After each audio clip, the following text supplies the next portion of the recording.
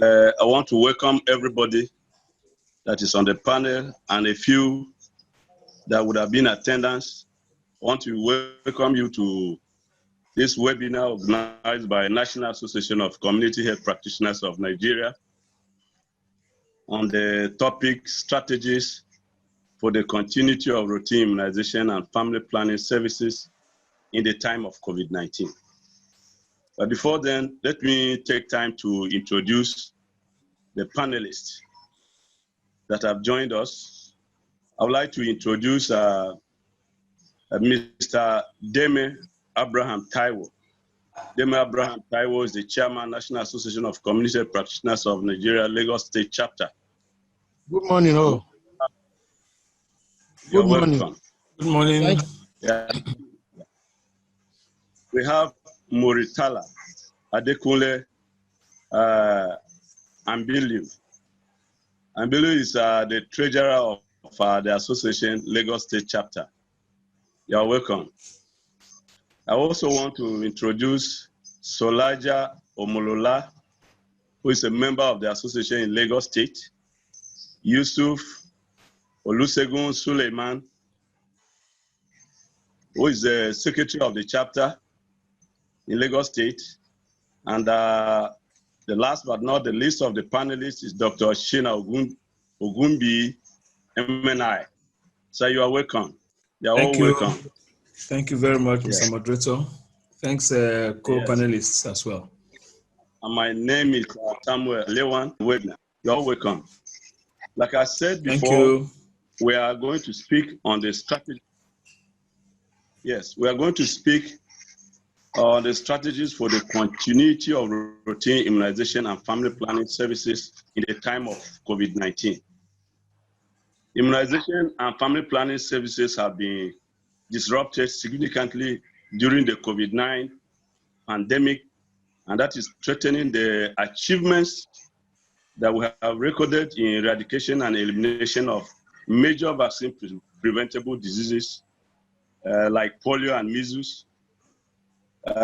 We have got information from CDC that over 80 million children under the age of 1 are estimated to be affected by this disruption in routine immunization services in more than 68 countries, and are at the risk of having polio, measles, diphtheria, tetanus, hepatitis B, hemophilus, pneumococcus, or rotavirus infection. By June 1st, 2020, approximately, CDC told us that 125 mass vaccination campaign against polio, measles, meningitis, yellow fever, and the rest of the vaccine-preventable diseases will have been postponed, which means that we are not going to carry out mass vaccination campaigns any longer. In many countries, services have been disrupted, including Nigeria, as a result of maybe unavailability of healthcare workers, lack of PPEs, health workers' fear of about contracting COVID-19, lack of vaccines due to some of these factors have caused this. So it implies that the future of our country is endangered. And when we did a rapid assessment in Lagos, we discovered that some of these challenges are imminent. Were found in Lagos. Similar challenges were found in Lagos, where we are missing some of our children are missing their immunization. And this is as a result of some of the restrictions that government imposed in order to prevent the spread of immunization. So we are here concerned because when we looked at the record of our coverage in 2019, Lagos State was able to achieve 77% coverage. By the time we were in January to March 2020, they were still on the progress. But by the time COVID-19 came in later part of March. So we looked at the data of April to June. We discovered there was a sharp drop in immunization coverage and family planning services. And then we now start asking, what becomes of those children that are born within that period of time? What becomes of those women that miss their family planning services? Meanwhile, a lot of social activities and interaction was taking place as people were restricted from moving. They remained in the home. A lot of social activities and social interaction was taking place. What becomes of the pregnancies that would be achieved within those kind of period? So as we're here today, we are certainly going to look at the strategies that will be adapted to continue routine immunization, even though COVID-19 prevails. We know that now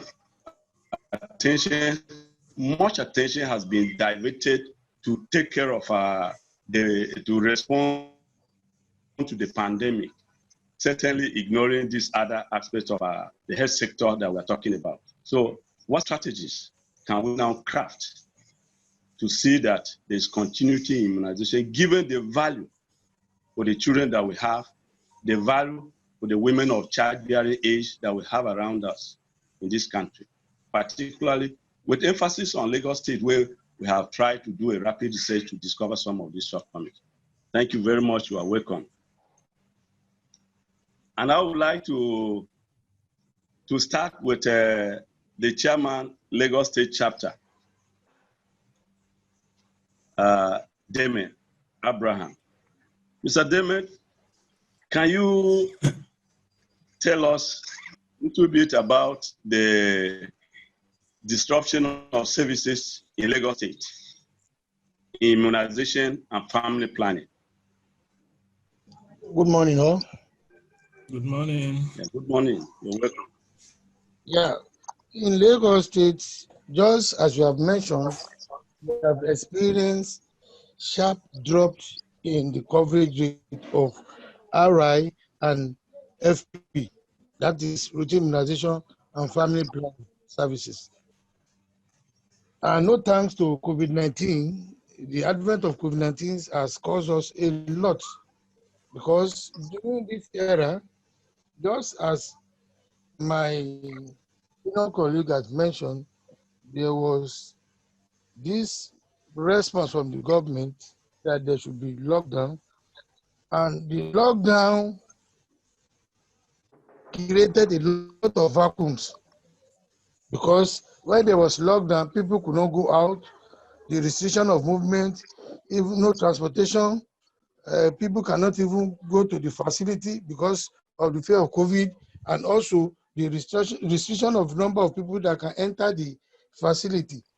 All this altogether led to the sharp drop of the coverage rate during this pandemic period. In Lagos State, we made efforts to at least still try to render the services, that is for the family planning and the RI. But the problem is that people are not forthcoming to the facility in the fear of COVID-19. So they couldn't come to the facility to come access the treatment, and also because of the restriction of movement, and also the antisocial act of the hoodlums also take place in Lagos, that people are afraid of their life, so they couldn't go out. So all this contributed to the drop. And even those who were able to still get to the facility, they could not enter into the facility duly because of the restriction of, the social distancing guideline. So they could not enter. So there was a kind of pandemonium during this period, because people have to stay outside. They have to be screened first before they can bring their baby in. You have to screen the mother, screen the baby, all these activities. And a lot of people are hanging outside. You understand me? And some of these... We're having challenges with your... Hello? Are you hearing me? Ourselves? Can you hear me? Yes, sir. We can hear you. Yes, Yeah. I'm hearing you very well, Mr. Abraham. Yeah. So in some of our facilities, there's no space where people can, stand for that long. There's no place they can create for a waiting area. So the space is so small. You understand me? So people cannot be allowed to enter into the facility compound, the premises as such.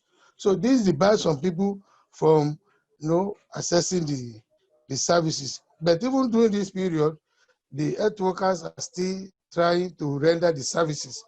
You understand me? But the issue of social distancing and the guidelines from the government has posed a lot of restriction to the excess of people coming out to access the treatment and the services. So in Lagos State, we went around to go and do a survey, and at the end of our survey, we discover that even in an LGA in Lagos State, we use Shomolu as a case study, Shomolu local government. The rate at which the coverage rate in the previous month and previous years was assessed. And we discover that during this period, during this pandemic, the coverage rate dropped drastically. In Shomolu local government for family planning, hello, can you hear me? We can hear you, sir. We can hear you, sir. Yeah, in Shomolu local government for 2019 for family planning, the coverage rate was 65.2%. And from January 2020 to March 2020, we had a coverage rate of 60%, which was pretty good. But from April to June 2020, we have a coverage rate of 42%, which shows a very deep and a sharp drop of coverage rate on family planning. And no thanks to Mr. COVID-19. Also, in our RI, we also experienced similar thing. During January 2020 to March 2020, we had 60% coverage rate. But from April to June, the coverage rate was dropped to 26.8%. And this is a very great sharp drop. So this in altogether affected our service because of the COVID-19 advent. And initially, previously 2019, we had 77.3%. So you can imagine the sharp drop of our coverage rate. And this is what has happened in Lagos during the era of COVID-19. Thank you very much. Yes, I actually.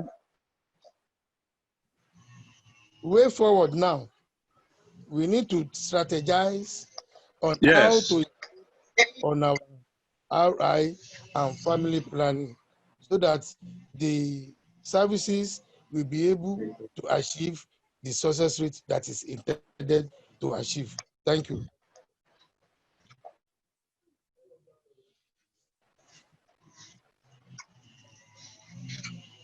Hello? Hello, yeah. Have you landed? Yes, sir. That is just an overview of what has happened in Lagos State around COVID-19. Okay, thank you. Thank you very much. I actually missed a major part of it because of our network challenges. Yes. Yeah. Let me, Dr. Shima Ogumbi, you have been working on family planning in Lagos State. What can you tell us about the disruption of family planning services in Lagos State? Thank you so very much, Mr. Moderator. Yes, thank you, Mr. Moderator. And I want to also welcome all our participants and my co-panelists for this webinar on strategies. Dr. Shima, can you hear me? I'm talking already. I'm hearing you. Hello. I'm speaking already. Thank you, I said, yes, I said thank you so very much, Mr. Moderator, Mr. Samuel. And I want to also welcome my co-panelists, as well as all the participants this morning.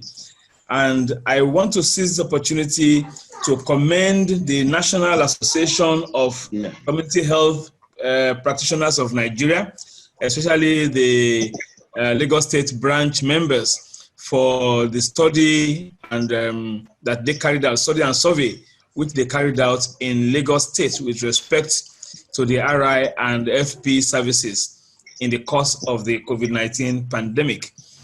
Now to address the specific issue, yes, the COVID-19 has really done some, has impacted on some healthcare services in Nigeria. And I want to say specifically too, that Lagos State is the epicenter of the COVID-19 pandemic in Nigeria. So we are not surprised that RI and family planning services have been coarsely affected at this time of COVID-19.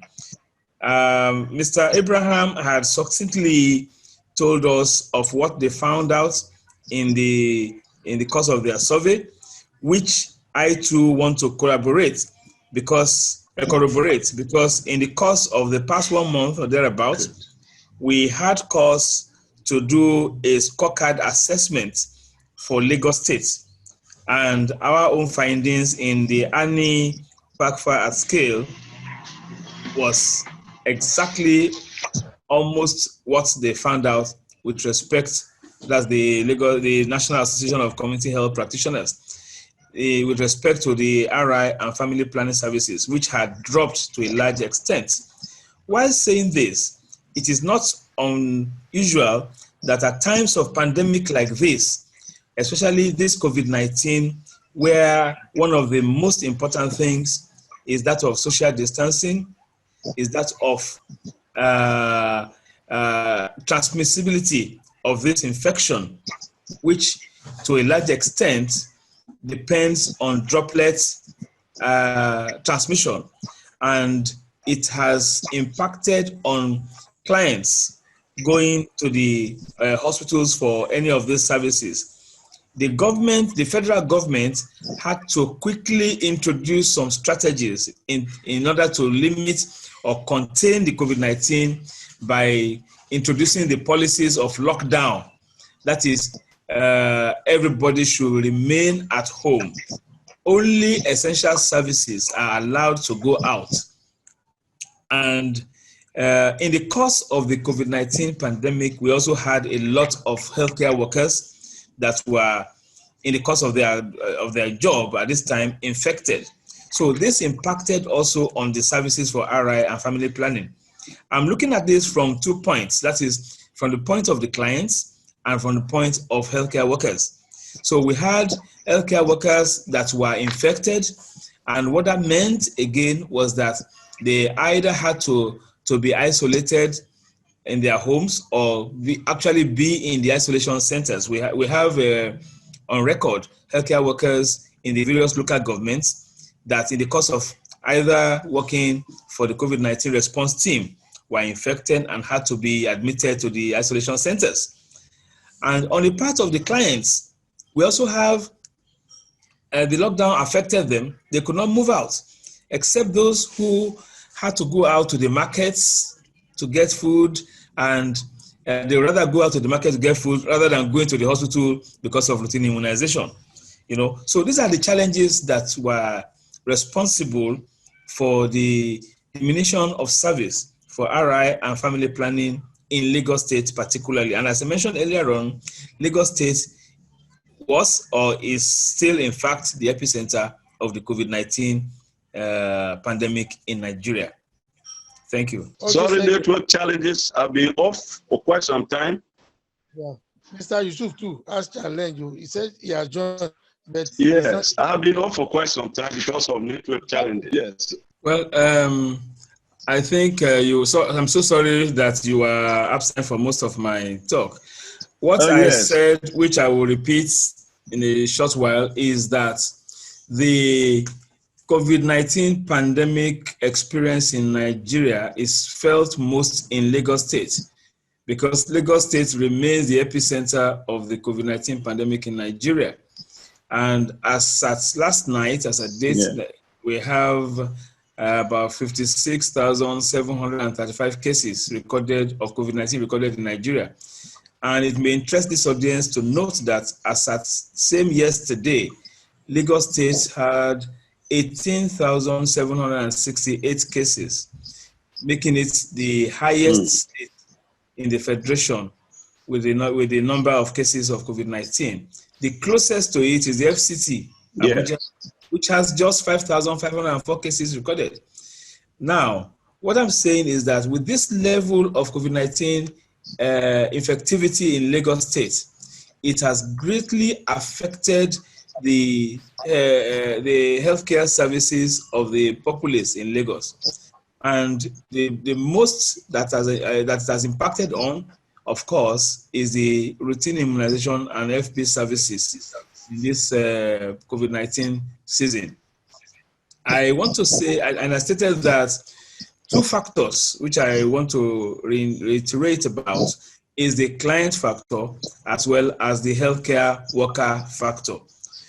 In the course of this COVID-19 response, we had a lot of healthcare workers from the Primary Healthcare Board, from the State Ministry of Works, from the various Ministry of Health, and various local government facilities joining the COVID-19 response. And that, of course, impacted on healthcare workers that are involved, that could be involved in routine immunization and FP services in their various local governments and in the states with respect to the supervision and monitoring aspects. So that is on one aspect. On the second aspect is that of the clients, from the side of the clients. The federal government, through the PTF and also through the various state governments, imposed a lockdown in the various states. And what this meant, of course, was the fact that clients will not be able to access RI and FP services in their various local government facilities, healthcare facilities, because they were under lockdown. And to achieve this, we had policemen on the highway, civil defense people, to make sure that the lockdown was effected. So what this meant, of course, was that the generality of clients that would otherwise have made use of the services provided at the various local governments were not able to make use of this because of the lockdown policy of federal government. This lockdown policy is just one of the strategies that were put in place to stem or to contain the COVID-19 infectivity among the populace. Also, I did say that the survey that was carried out by the National Association of Community Health Practitioners of Nigeria, Lagos State Branch, I corroborated it because we in Annie Pakfa scale, we had cause to do a people's scorecard assessment of RI and FP services in Lagos recently, the past 1 month or thereabouts. And our findings in the scorecard assessment report were similar to what Mr. Damian Abraham gave us in his brief overview earlier on. So we actually need to come together, as we are doing now at this time, to fashion out strategies to improve the RI and family planning services at this time of COVID-19. Thank you so very much. Thank you very much, Doctor, for that elaborate comment on the effect of the COVID-19 pandemic on the RI and family planning services. Yes, the secretary, I think that is Yusuf. Yes, hello, sir. Yusuf. Good morning, sir. Yes, sir. Good morning, sir. Okay, you're welcome. Yes. Thank you very much, sir. Yes, sir. You have heard what the two other panelists have said in response to COVID-19 effect on Yes, RI sir. and family planning services. You Yes, too sir. actively participated. You actively participated in the rapid research that was conducted. That is Have you correct, sir. got anything to tell us? Yeah. Actually, we did a rapid survey among the health workers, and we were able to gather from the analysis from the questionnaire responses the effect of COVID-19, that the way it really affects the services in Lagos State. The immunization session conducted by nurses, the transportation to get to the service point was hindered. We have challenges concerning movements. We have challenges concerning people coming for services at various healthcare facilities. We equally have challenges as regards logistic supplies commodity supplies to all these centers. So, having gone through the responses of the nurses, the healthcare workers that responded in their questionnaires, we arrive at a conclusion that the effect of COVID-19, it really affects services in Lagos State. Thank you very much. Doctor has made two valid points there. He has made two valid points there that there are two factors that have been seriously affected: the client factor and the health worker factor. Yes, sir. The trader, Adekunle, the client, what have you got to talk about the client factor and the health worker factor as it affects? Because you are the frontline health workers that are actively participating in this thing. What would you say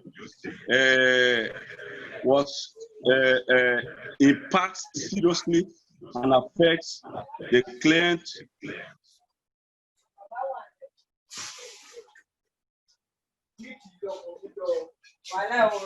and health worker relationship? Adekunle, can you hear me?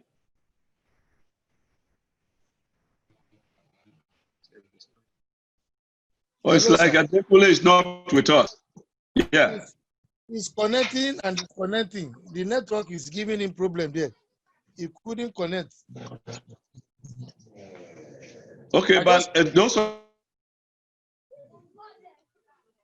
us that are fully connected, Chairman, you can still make comment on the two factors that are the doctor has mentioned: the relationship between client and health workers that actually affected the pandemic. Before we start going to strategies that we can craft to see how we can continue with the immunization factor. Thank you very much, sir. Yeah. Another factor that I want him to mention is the government factor, because really no. You see, he made point that there's a client factor, there's the health worker factor. Okay, yes, you want to bring in government factor? Yes. Okay, go ahead. The government factor is the issue of guidelines given, because it was, made mention severally, even in television and all media, that we should keep social distancing. And also, based on what my secretary just said, there was inadequate supply of PPEs. The PPE that the health workers are supposed to use were not enough. No wonder some health workers also became victim and they were positive to COVID-19, and that also affected the services, because when they were positive, they have to go on isolation and go for treatment, while leaving their portion of duty left undone. You understand me? So that creates a kind of alteration in these services, and it is because the government itself did not provide adequate PPE on time, and the time at which the government came up to arrest the situation was a bit late. So this thing has gone in and it has affected so many people. Then also in the primary care board system, they try as much as they can to do their best, but you know, with some people, some of the health workers have passion to heal, to render services to the clients, and to that extent, some of them got caught without knowing. You understand me? That is why some of them are positive. Because I could remember a case of an health worker who was trying to handle a woman that came with a baby, and not knowing that the woman herself, she was not properly protected. And during their contact, maybe the woman gave her that and she became positive, and she was asked to go on isolation for some weeks.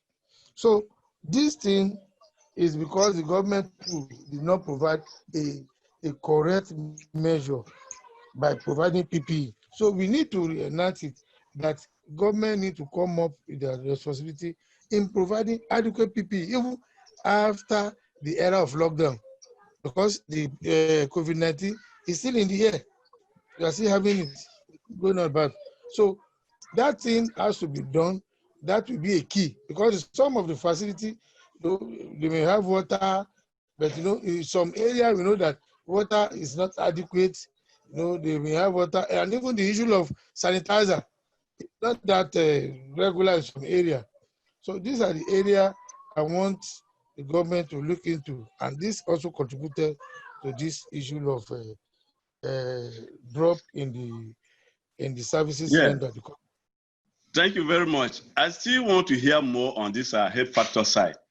When I was going through some write-ups at the social media, I also discovered that the health workers were in the habit of sometimes turning away clients in the fact that they have specific number of clients they will want to attend to in a particular day. Yes. So sometimes they frustrate them and ask them to go back because of some of this restriction and whatever.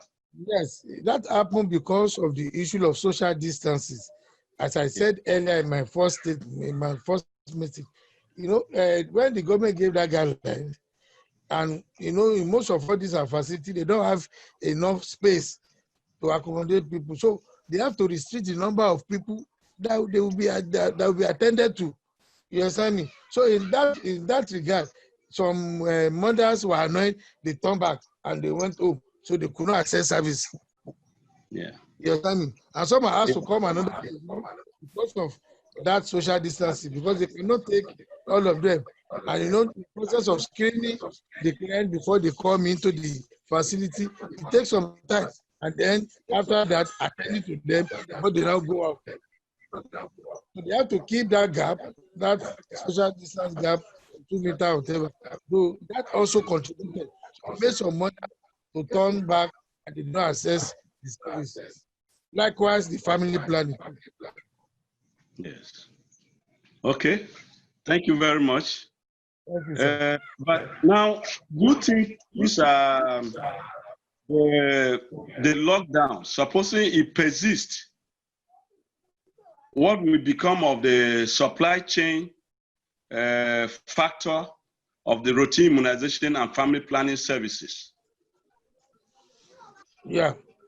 Yes, if it persists, I know the government, they have taken up that measure to ensure that these communities for family planning and the immunizations, the antigens that will be needed, get to the facility.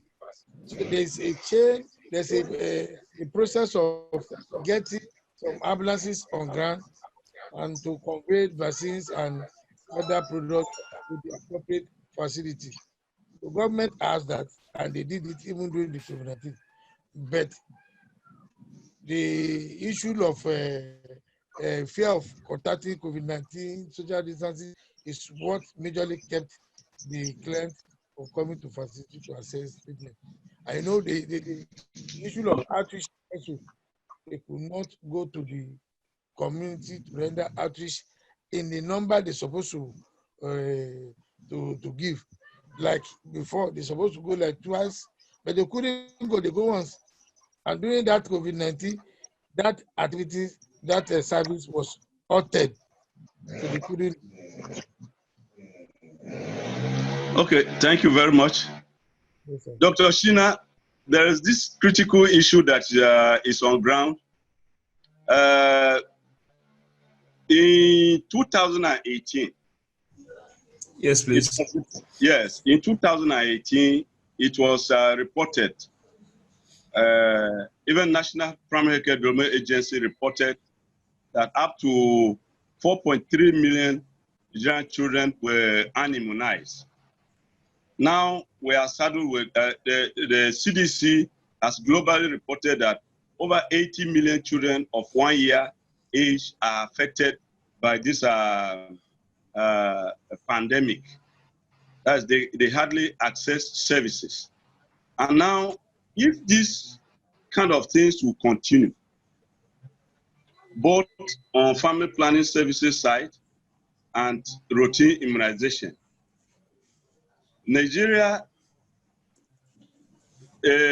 moved from a low-income earning country to a middle-income earning country, and then Gavi, that is the major supplier of vaccine to our own country, was being persuaded to extend their stay in Nigeria up to 2028.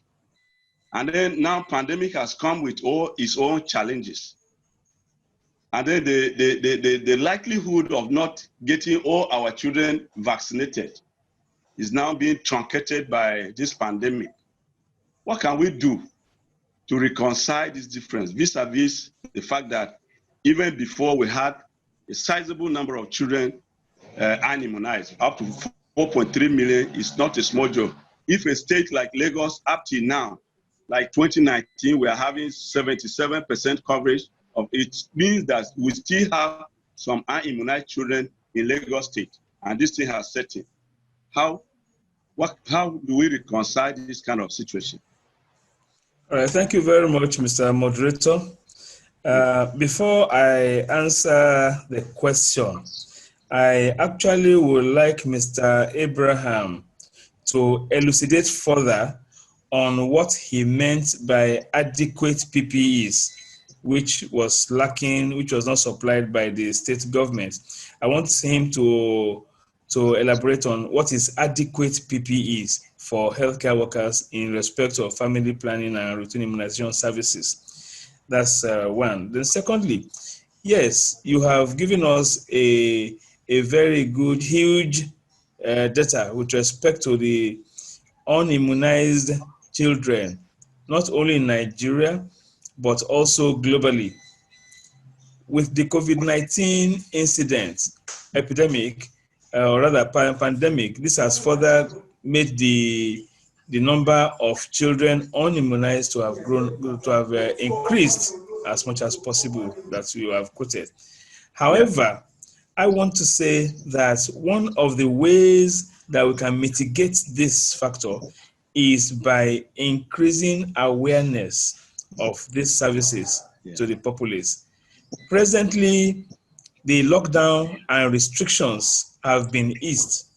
And what this means is that, at least for us in Lagos State, I'm aware that most healthcare workers that were involved in the COVID-19 response had been sent back to their various local governments and healthcare facilities, because the numbers have been coming down on a daily basis despite our testing capabilities. However, what this tells me is that we have to actively the RI and the FP services in the various healthcare facilities in the various ministries. Previously, we talked about healthcare workers not being available. Previously, we talked about lockdown, but these have been the restrictions have been reduced and have been removed in some instances. So I expect that our healthcare workers that carry out these RI and FP services will live up to their responsibilities at this time. While saying this, of course, I'm aware that we really do not want to cause a second wave of the COVID-19 episode in Nigeria, and particularly in Lagos State. So we still have to be cautious in terms of doing these RI and FP services in the various healthcare facilities. However, we need to up our social media, the various media that is responsible for awareness of this RI and family planning services, even if it means to going from one CDA to the other to encourage people to come out for these services. I think we need to do that. So I want to hinge my own strategy for this one on that of education and awareness of the populace. And of course, the element of training. We may need, the relevant governments and partners may actually need to introduce retraining. I'm emphasizing this, retraining of the healthcare facilitators for these RI and family planning services, and hoping that by the next time we do another reassessment of the people's scorecard, we may be able to say, yes, we have achieved some level of RI and FP services in Lagos State. Thank you.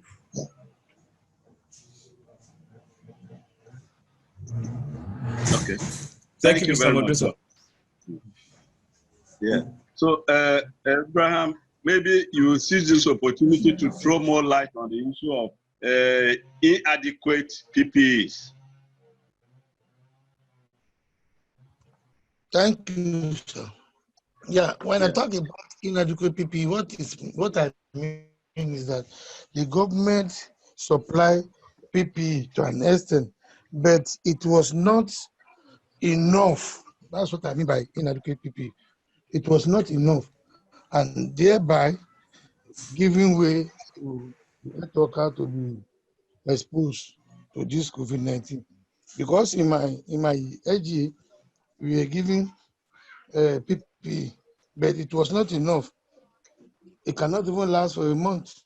So, but you have to share it and manage, and the use of nose masks was not that readily available. In fact, there was a period that it was scarce, we couldn't get from the system. So we have to be making use of our own, using the alternative one, like the Ankara made nose face masks. So that is why I said there's inadequate supply of PPE. That's what I meant by it. Thank you. Well, again, I'm sorry, Mr. Abraham. Let me bring you back again to this adequate PPE. What I actually I require is that instead of us blaming government or otherwise for adequate PPEs, it's good to know what is the appropriate PPE we are talking about with respect to RI and family planning services in the local government sector, which I don't expect our healthcare workers in RI and FP to be in Hamza suits. All right. So what I'm actually want to emphasize here is, instead of saying PPE, adequate PPE, inadequate PPE, to specify exactly what is the appropriate PPE that you are talking about, because the PPE's usage differs from the level of activity of the healthcare worker. So, yes, I don't expect an RI or FP healthcare worker to not do his work because he doesn't have an N95 mask to do his services. And that is what is important here.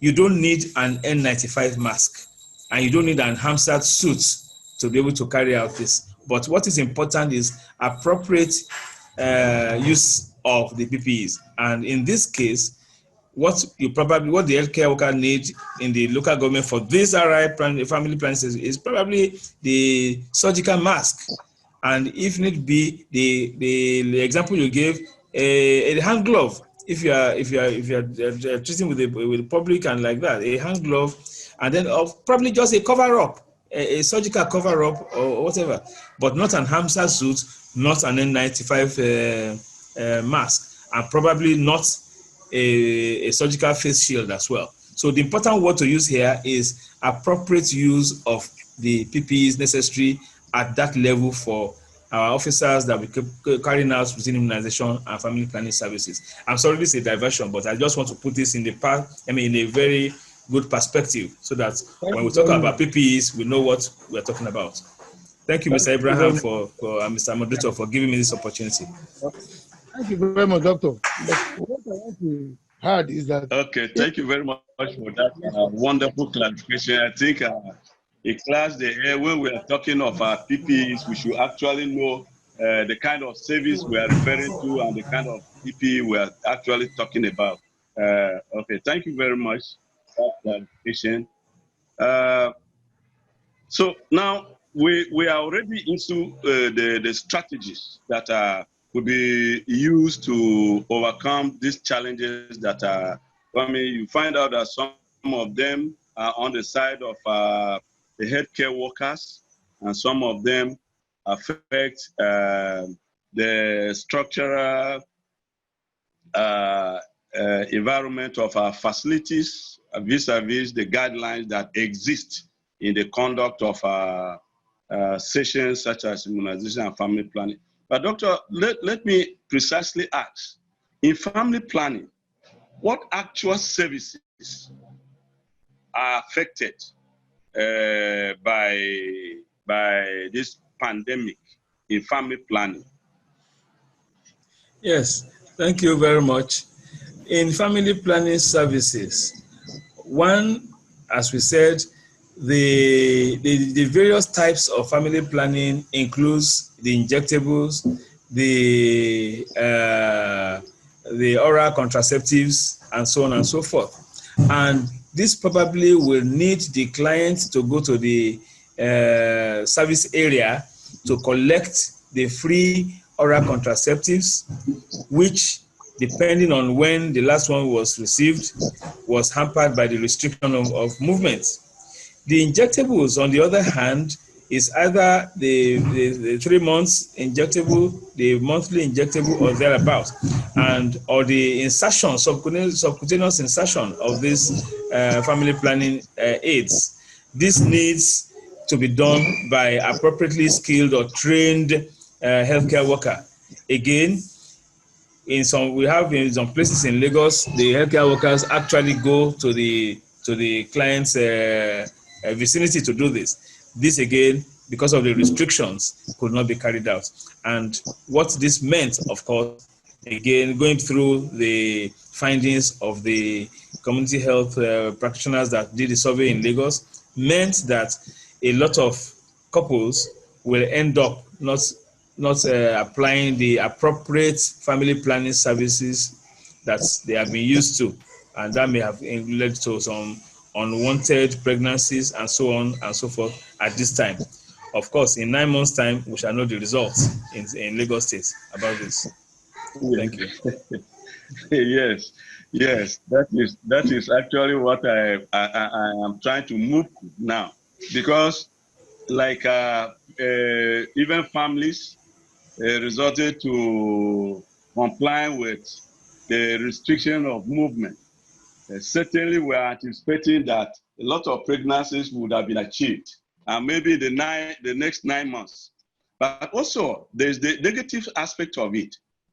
Could be women of childbearing age that never prepared for any pregnancy, but it happened. Don't you think that's another aspect of the effect of COVID-19? There could be termination of unwanted pregnancies and whatever, which can also lead to maternal death or something like that. Yes, you are very right on that aspect.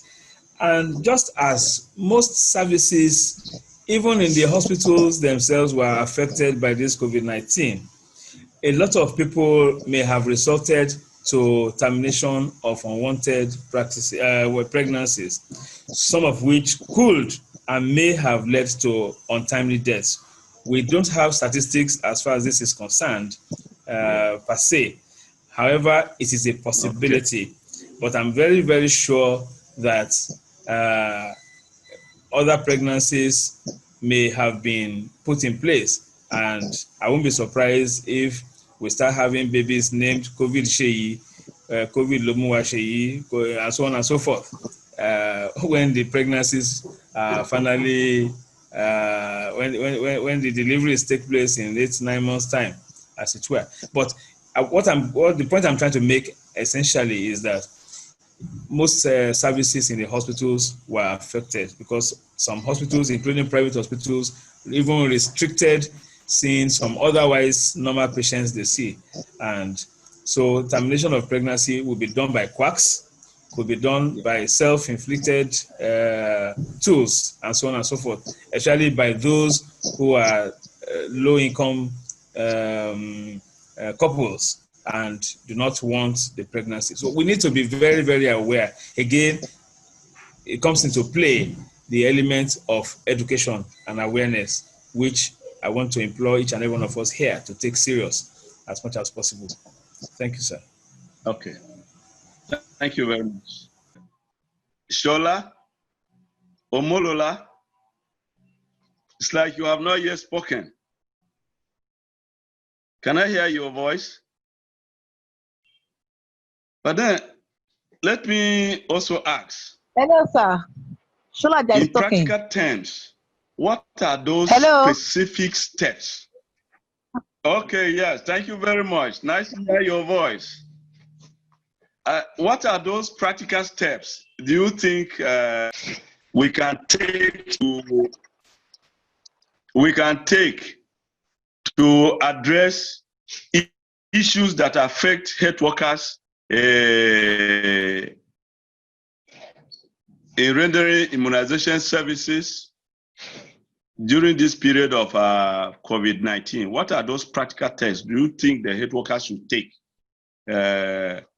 in rendering immunization services in this time of COVID-19? It's not only RI and FP that is concerned here. Though our own focus on GOPD is there too. Because people are not coming out at all.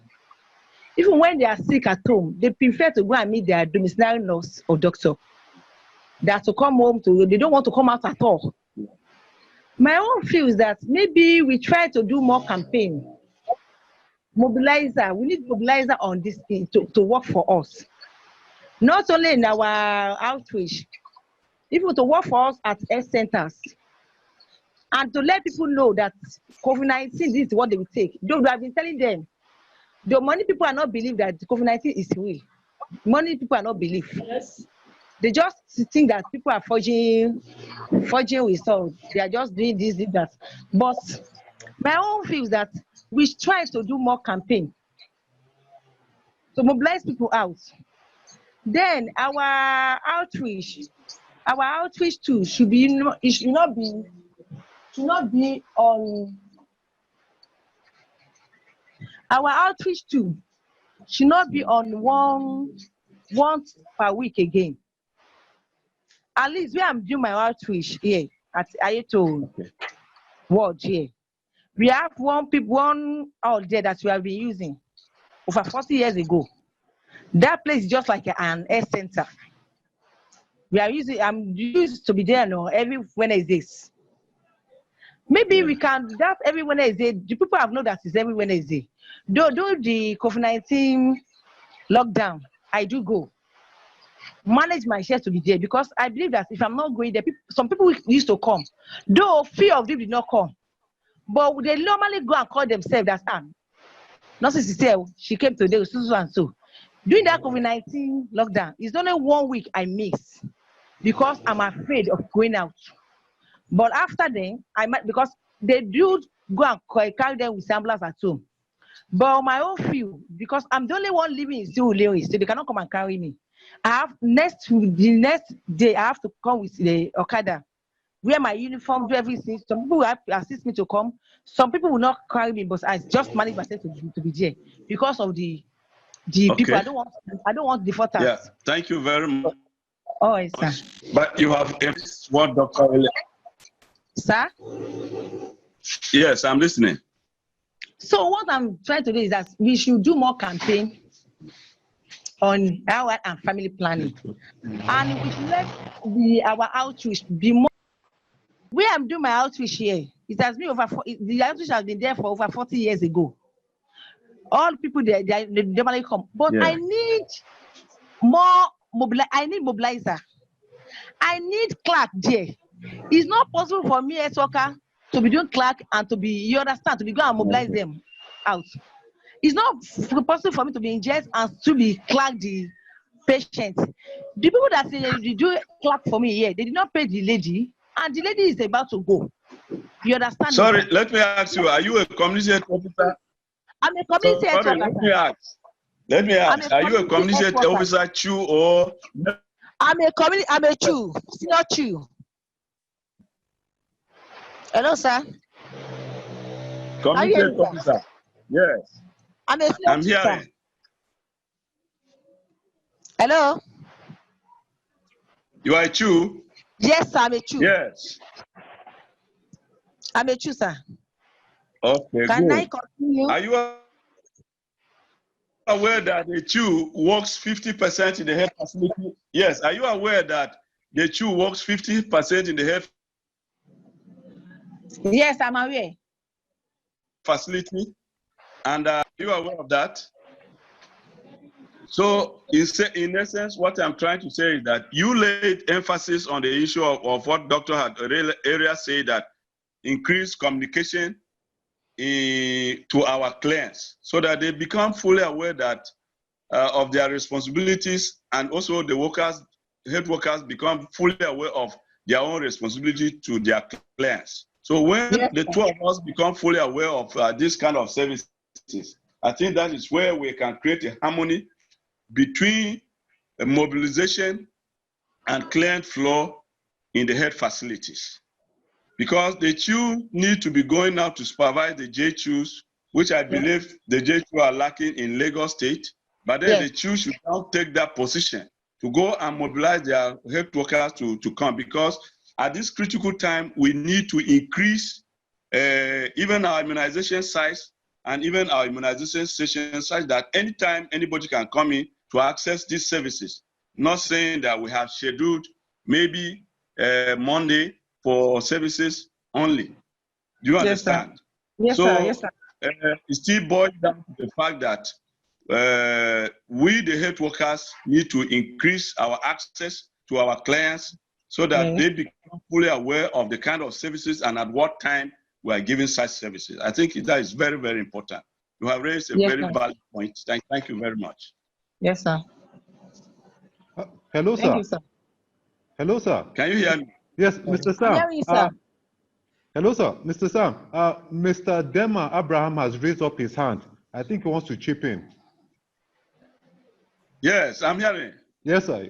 Okay. Thank you very much. Yeah, concerning the strategy. Go ahead. One of the things we need to do is the level of advocacy with stakeholders in the community. Because our program is community-based, so we need to involve the community members to be fully participated in our programs, in our services. So we need to involve them fully. So by increasing the level of advocacy to them.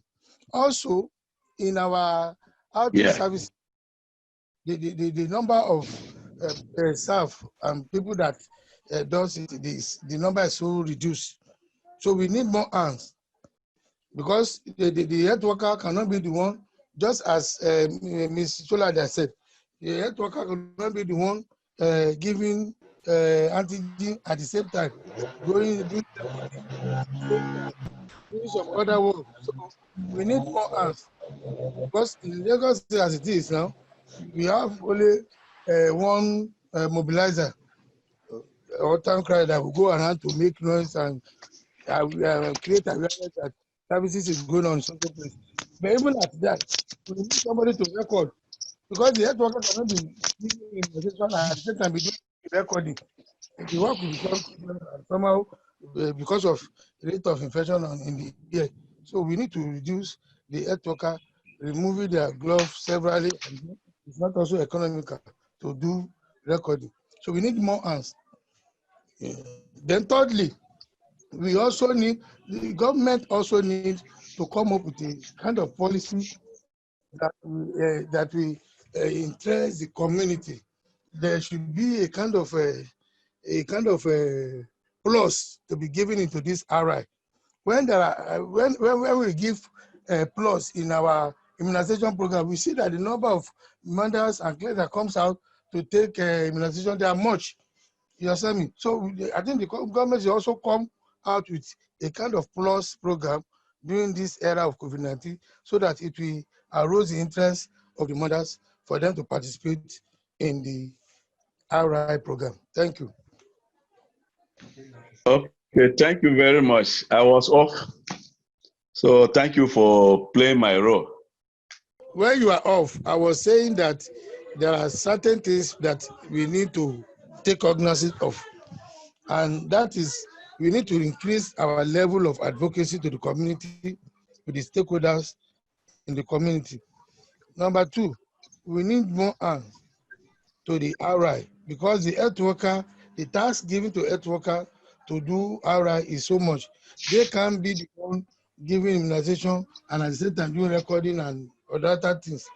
You understand me? Then also that's supposed to be given to this what is it called? The town crier, the mobilizers, because at times they complain that they are not being paid, you know, and this will give a lot of vacuum.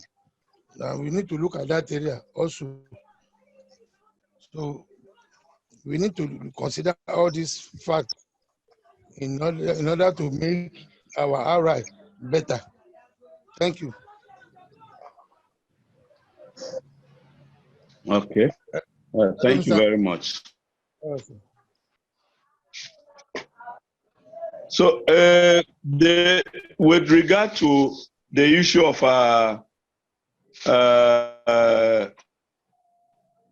hygiene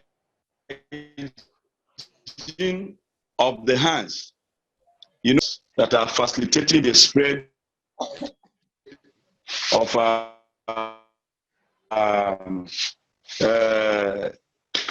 COVID-19 came from our hands and then into our mouths or then into the body. So, but you find out that most of the times we forget, just like Solaja, when he was speaking, she did mention that some people even don't accept that COVID-19 exists. So I think it is important to advise the health workers to comply with this issue of hand hygiene on very serious note. If at all, they must make substantial contribution to routine immunization service provision. Because if we are having our clients coming in and going out, especially these places like door handles where people open door, go in, people open door and come in, and like that become a high places whereby infection people. Do we see our health workers actually complying with the issue of use of these protective materials, like use of hand sanitizers, use of facial masks? Some of us, sometimes when we wear, we say we are not comfortable, we have to pull them down to our necks and then hang them like that, and we continue rendering services. How do we look at it, Chairman? It is very, very important for health workers to follow the guidelines. Network is fluctuating, but I'm with you. All right. So it is good for the health worker to keep to the guidelines, ensuring that they make use, the appropriate use of PPE, wearing of their gloves when they want to immunize, washing of their hands, sanitizing of their hands. All these measures, they have to keep it. Bear in mind that also they need to make the clients also know that COVID is in here. So just as Tolaja said, we need to tell our clients that it is true that the COVID, so they should not just think that COVID is off, that COVID is gone. No, it's not gone. Because we have to live with this COVID in the next 1 year also. And we need to prepare our mind as to how to live our lifestyle, following the guidelines, how to make use of our PPEs. So it's very, very important. But then this issue of washing of hands is very, very, very important, because every moment we touch something, we need to wash our hands. And I'm very sure in Lagos State, it is a priority in any facility. Once you walk in, even in our local government secretariat, once you walk in, you have to wash your hand before you step into the facility, and to wear your mask. So it's a very important area that we have to look at, and we must continue on it until it is over. Thank you. Don't we think it's good for us to clearly mark our immunization areas in such a way that social distances is clearly maintained? There's no scrambling there. There is sufficient aeration such that people are not exposed. Okay, thank you very much. Okay, thank you very much. In addition to what Mr. Deme has said, as regards the use of PPE, that was this practice was being monitored properly in Lagos. It is a practical thing in Lagos that every health workers must ensure that they abide with the rules that goes with proper use of personal protective gadgets. And in Lagos State, we ensure that we equally educate our clients to ensure that they equally do this. And having done this, we ensure that we create more awareness in giving these services to them. But what we need to realize is that the government has to come into play in ensuring that they too put a proper plan in place in increasing the size of the facilities within the community.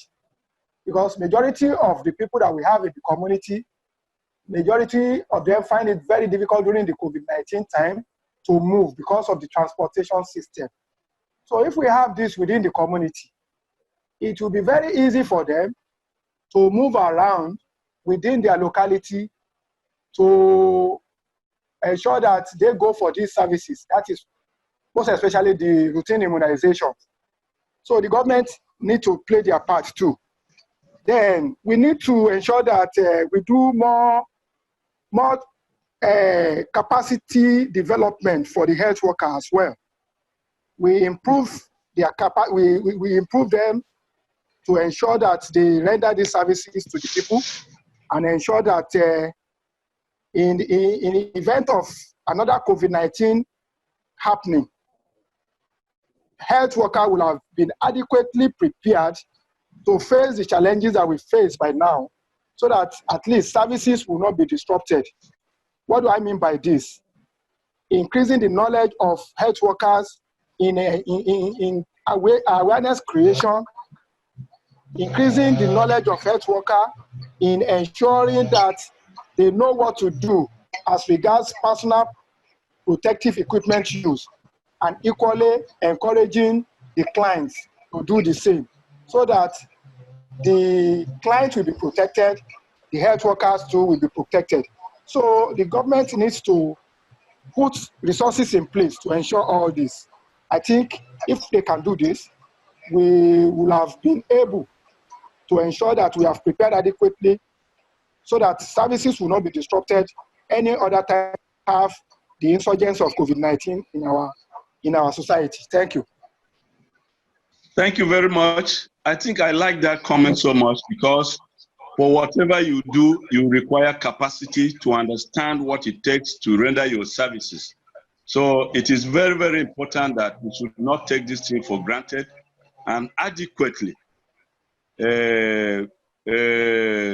elucidate on the guidelines given by both WHO, CDC, even our Nigerian government, and all aspects of guidelines that have been given should be incorporated together and delivered to the health workers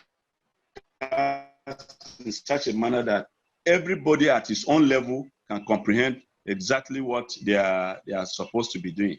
I think we're having network challenges. So let me try so that we now try to round up by maybe requesting the chairman of National Association of Community Practitioners of what advice do you have for our workers, our healthcare workers? What advice do you have for health workers?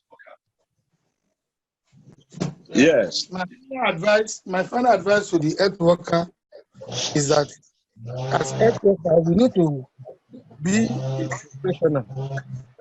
A professional in the sense that we need to keep in mind all those guidelines that government has given to us for us to be protected against this COVID-19 and to halt the spread of COVID-19. We need to have the appropriate use of PPE.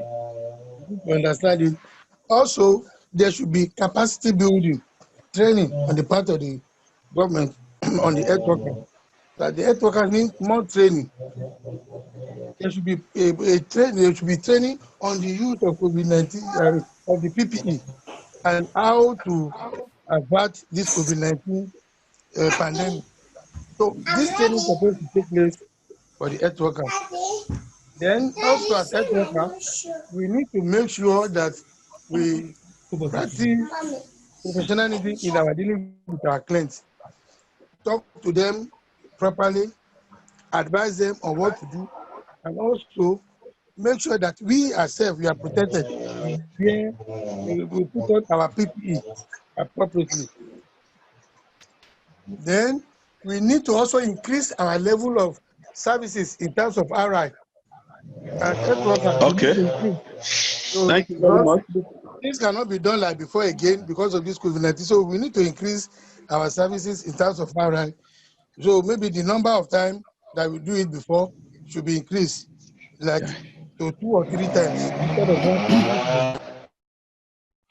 1 in our outreach. So we need to increase it. Then also there's need for more hand, as I said earlier. The government need to employ more health workers because some of them have retired and little have been employed. So they cannot cover the vacuum of those who have retired. So we need to employ more health workers. Thank you. Okay. Yes. Oh, thank you very much. So Okay. finally, The Dr. Shina. Hello, Mr. Yes. Moderator. Yes, Dr. Shina. Yes, Could thank you you so give us your final words, please? Yes, thank you very much, Mr. Moderator. I heard you. Thank you, Mr. Moderator, for this honor and privilege to be a panelist in this morning's webinar. I want to sincerely commend the National Association of Community Health Practitioners of Nigeria, especially members of the Lagos branch of this association, for their very, very good and apt survey which they conducted with respect to the RI and family planning services in Lagos. And like I said earlier on in my earlier speech, I think this tallies so very well with our own People's Scorecard assessment, which the ANIPAS also carried out as well earlier on. With respect to the strategies, the chairman that's Mr. Abraham, has actually espoused a lot of strategies with respect to the healthcare worker. And it's important for us to make Lagos State government and the partners to imbue and commit themselves to some of these strategies as was mentioned. Unfortunately, it's a pity that no member of the state task force or technical working committee for RI or family planning services is on this webinar. I don't know whether they were not invited or the invitation got to them late. However, it's important also to emphasize, I would want to emphasize the role of evaluation and monitoring of the FP and RI activities post-COVID. And this should be carried out by either the members of this association or by the state government themselves, which I believe there's a technical working group of RI and FP that can efficiently do this. It is very important. The import of awareness and education also has been specified earlier on. I also want to make a case for retraining of the healthcare workers. It's very, very important to be able to achieve and make a point with respect to these services. Again, thank you so very much, Mr. Moderator, for inviting me. And also, I want to put on record my appreciation to DRPC, who have put together this webinar alongside the NACHPN. Thank you very much. It's a pleasure for me to have taken part in this webinar. And I want to thank all the co-panelists as well for their own personal contribution. Thank you so much. Thank you, sir. Thank you, sir. Thank you, sir. Thank you very much. You're welcome, sir. Hello, sir. On behalf of the National Association of Community Health Practitioners and the entire panelists and the Lagos State panelists, we hereby thank you for giving us the audience. Thank you very much, the opportunity Doc, to have conducted the survey. Your final comments. I want to use this opportunity to thank DRPC for the interest they have in the health.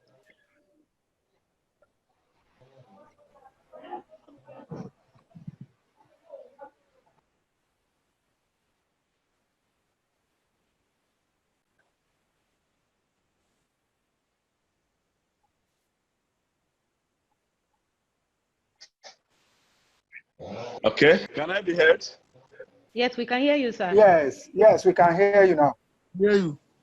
Okay, thank you very much, all the members of the panelists, particularly Dr. Shina, who just spoke, and rounded up. I want to thank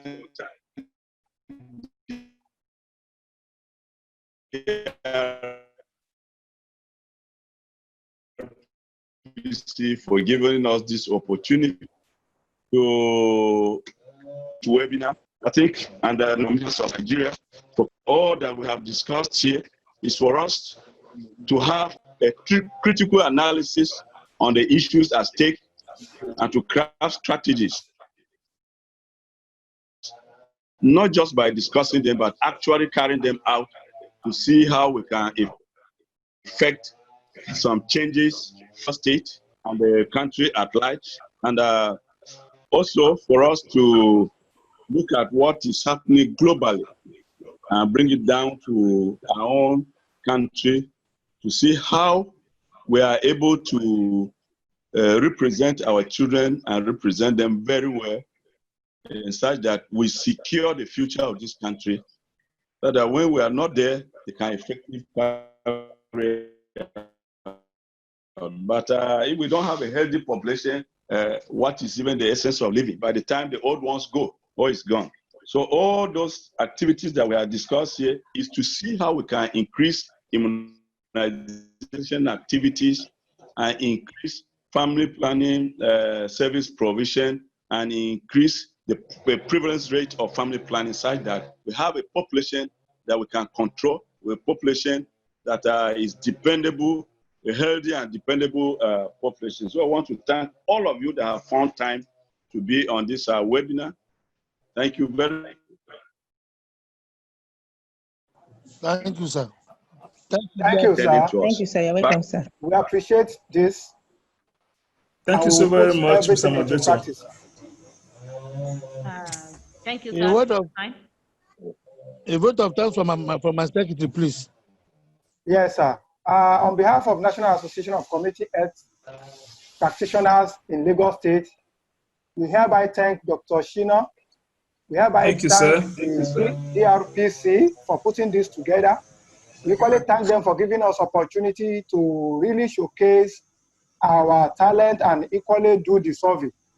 We hope that we will abide by the rules and then ensure that we put everything in practice and we adequately prepare ourselves for any unforeseen pandemic that might likely arise in the near future.